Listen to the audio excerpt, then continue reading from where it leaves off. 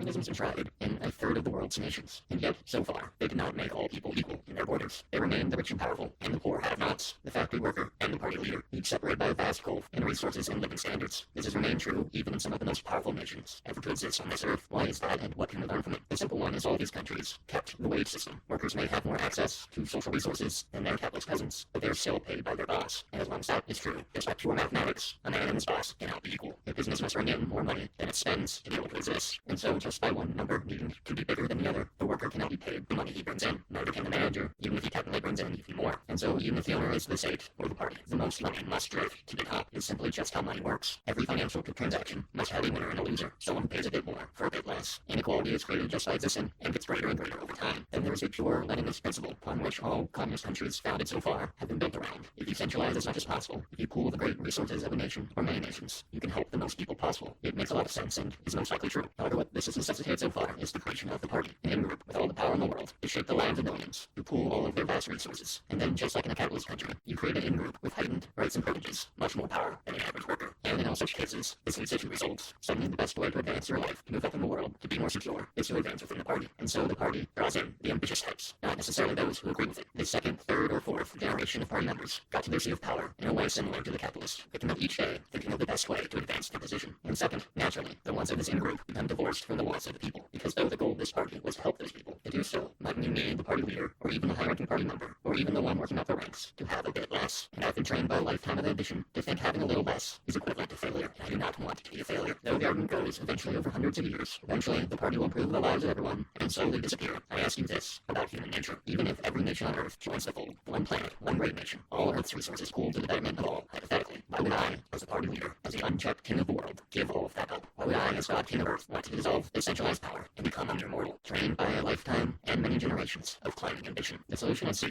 not throw out the baby with the bathwater, to keep the centralizing principle without creating this privileged class, is something I call the autonomous state, or decentralized centralization. In every nation on Earth, there is a bureau dedicated to roads, another dedicated to agriculture, another dedicated to power, electricity, water. What I propose is to decouple those from their governments, in a way similar to how many national banks already operate, because it's already internationally agreed that politicians are not the best people to run our economies. I say they aren't the best people to run anything else either, and in this way, all these bureaus will be dedicated to improving the world in their various ways in the best way possible, led by professionals in those fields, instead of the most ambitious people possible. These workers will have no extra power or privilege over their neighbors, but they will dedicate their lives to improve the existence of all today, instead of waiting for some far-off future, when these generations of highly paid, rich in resources, who can have anything they want, aristocratic party members, decide to give up all the gifts they and their fathers fought their lives for.